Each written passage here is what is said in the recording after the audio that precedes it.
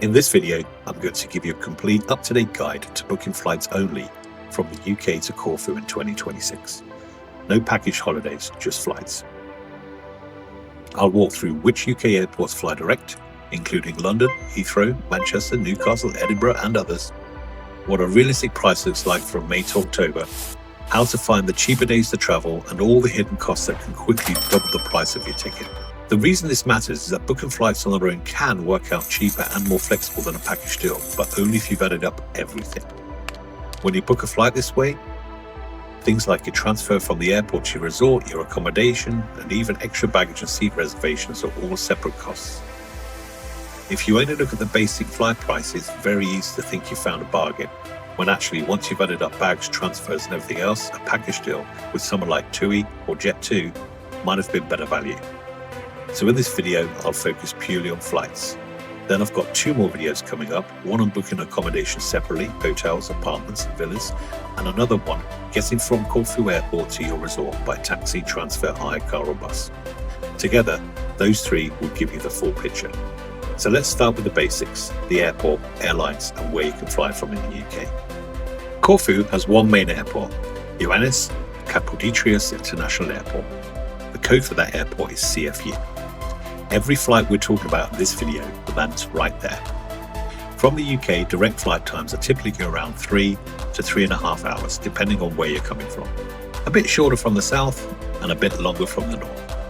In the 2026 summer season, the main airlines flying direct from the UK to Corfu are going to be EasyJet, Ryanair, Jet2, TUI, and some British Airways BA Eurofly services from London, including Heathrow on certain days.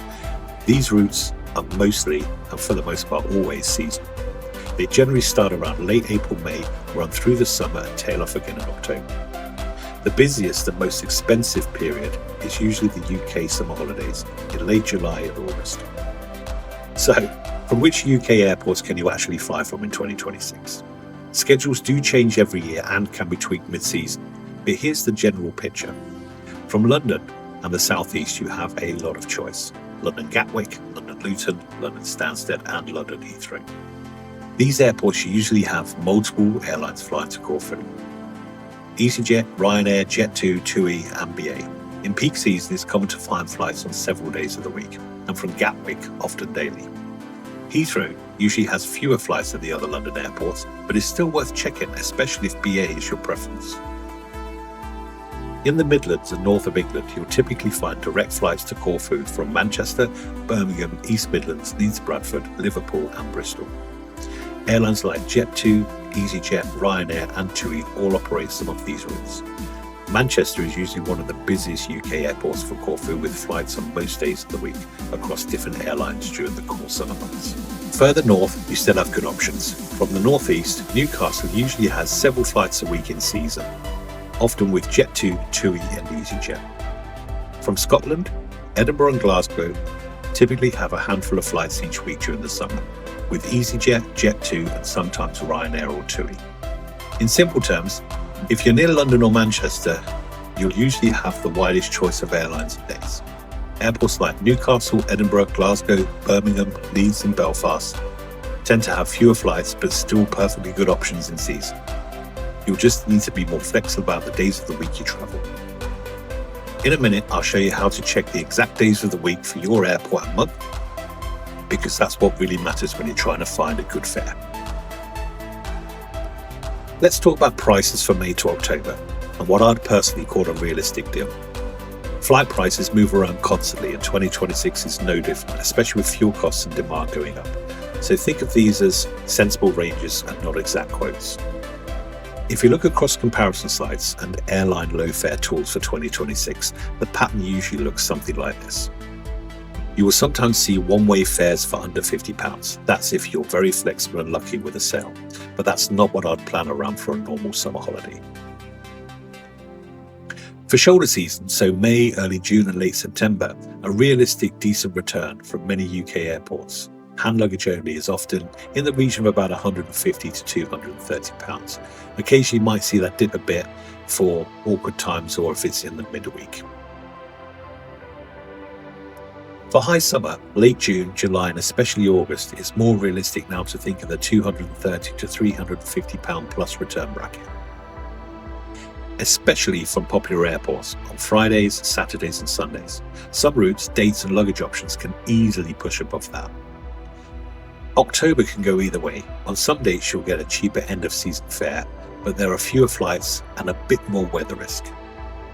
To keep it practical for 2026, if I see a return in May, early June or September under about £200 from my local airport with sensible flight times, I personally consider that a very good deal.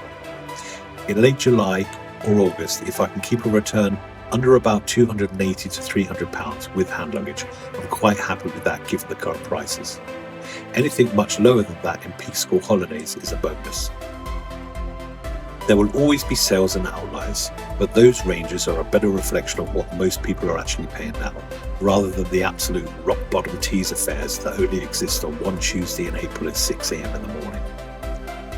One of the most important questions is, which day of the week do flights actually run from my airport in 2026? Airlines change timetables every year and sometimes mid-season, so any fixed list I could read out would go out of date pretty quickly.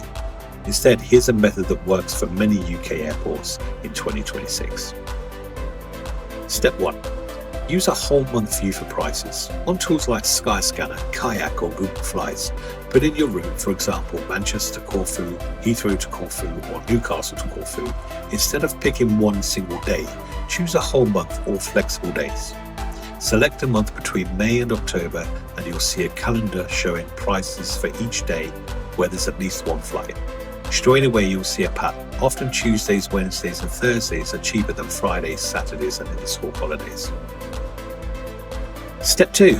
Check airline timetables for exact operating days. Once you've got a feel for which dates are cheaper, go to the airlines themselves.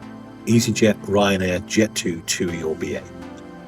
Most of them have a timetable, low fare calendar or lowest fare by month tour. Choose your departure airport, for example Heathrow, Gatwick, Edinburgh, Birmingham, Bristol, and choose Corfu as your destination and pick your month. You will then see exactly which days of the week that airline flies the route in that month, along with an idea of the price for each day. This shows you, for example, that in June, your local airport might have flights on a Monday and Friday with one airline, Wednesdays with another, and nothing at all on the other days. Step 3. Compare airports and shuffle dates. If you're between two airports, say Manchester versus Liverpool or Heathrow versus Gatwick versus Luton, repeat the same process for each and compare. Sometimes you'll find a difference of £50 to £100 per person just by moving one day earlier or by using a different airport. Using this approach, you don't have to memorize which routes fly on which day in 2026. You can always get an up-to-date picture in a couple of minutes and then focus on picking the combination of day, time and airport that gives you the best overall value. To make this a proper one-stop guide, we need to talk about the hidden costs, the things that quietly turn a cheap ticket into an expensive one if you're not careful. Most of the airlines flying UK to Corfu, especially EasyJet, Ryanair, Jet2 and sometimes TUI, now sell very basic hand luggage only tickets and then charge extra for almost everything else. Larger cabin bags, checked baggage, seat reservation, priority boarding, sometimes even airport check-in if you don't check in online. It's very common for what starts out as a £80 to maybe £120 return to end up closer to £220 to £300 once you've added bags and seats, so it's worth breaking it down. So on that topic of bags, you need to decide what you actually need. One of the biggest ways I've wasted money over the years is by taking too much stuff. I always seem to have packed more than I need. And honestly, at least a third of the clothes I bring never get worn during the holiday. Before you click add bag, really think about what you really use in a week in Corfu. Swimsuits, a few t-shirts or shirts, shorts, something light for the evening, and remember, you don't need a completely different outfit for every single day. And another thing people forget is there are a lot of towns and resorts that have laundry services. For example, in San Stefanos on the northwest coast, there's a laundry where you can drop off a bag of washing and have it washed and dried within a few hours for around 12 to 15 euros. That kind of service means you can take fewer clothes, wash them once mid-holiday, and potentially get away with a smaller suitcase or even just a cabin bag, which can save a lot on baggage fees. Check exactly what small cabin bag means for your airline, and then compare flights on a like-for-like basis. Basic fare plus the bags you generally need. Sometimes a slightly higher base fare that includes a checked bag ends up cheaper overall than a rock-bottom fare with a lot of add-ons. Okay, let's get on to the next topic, seat selection. There's a sort of like nice to have versus need to have situation. Airlines make good money from seat reservations. On a 3 to 3.5 hour flight to Corfu, it's worth asking if you really need specific seats, or if you just need to be seated together. Now, if you're traveling with children and you want to guarantee you're in the same row, it's worth paying for seat allocation. But if it's just adults, you can often just let the airline allocate the seats for free. Okay, let's talk about payment and booking fees.